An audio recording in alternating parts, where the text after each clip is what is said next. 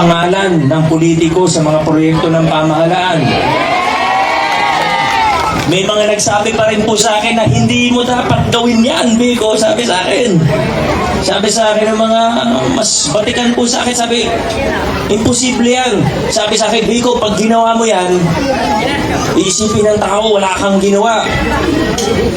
Hindi nila alam, matatalino mga Pasigenyo. Pero totoo po yan, sabi nila sa akin, ako, pag ginawa mo yan, pag walang pangalan, paano mo makukuha yung credit sa mga proyekto? Pero alam nyo, sa akin, di naman importante kasi yung credit. Importante, magawa yung proyekto. Pero naman ng taong bayan yan. Pag may nakita tayong project na Pasig City ang nakalagay, gawa ng lokal na pamahalaan ng Pasig, hindi po yan project ng mayor lang. Kasama dyan ang vice mayor, ang city council, ang homeowners association, ang estudyante, ang mga kabataan, ang mga senior citizen. Lahat tayo kasama sa mga proyekto ng pamahalaan. Plano natin nun.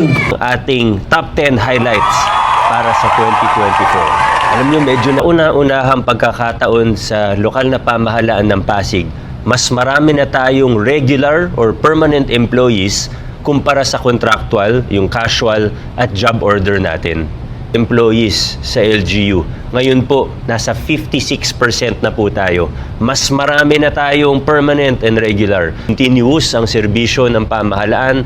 Number 3, the rise of the Pasig City Sports Program. Nakaka-proud ang mga atletang Pasistic ang sports program this year. Sa LCUAA, naka 16 golds or 36 medals din po sila. Number 9, malaki ang progreso natin sa mga proyekto sa pabahay at palupa. Nag-uumpisa na po ang dalawang vertical housing project natin. Nagsimula na ang construction sa Barangay Santolan sa Tawiran para sa mga matatamaan ng revetment wall. At may award na rin po ang ating kontrata para sa Daang Bangka. Dito naman po yung para sa mga Rosario Floodway na nag-umpisa bilang People's Plan at ngayon LGU na po ang magpapagawa. Marami rin po.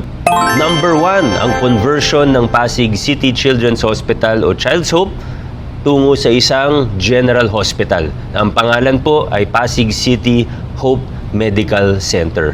Kasama ng conversion nito ay ang major renovation.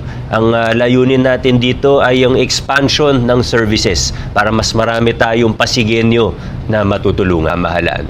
Number 5, ang ating Special Permit Ordinance para sa CFEI. CFEI ang ating Certificate of Final Electrical Inspection. Alam naman po natin na at ng ating lungsod. Number 7, improvements at the Maybunga Rainforest Park. Unang inauguration, January 2024, yung Senior Citizen Park sa Rainforest, yung pavilion, yung multipurpose. At nagtapos din tayo ng taon, December, ang huling inauguration naman natin sa Rainforest din, yung lagoon at campsite naman. At para sa akin, yung mga improvements natin sa Rainforest ay, opo, magandang puntahan. Alam nyo ba na top 10 tourist attraction sa buong Metro Manila?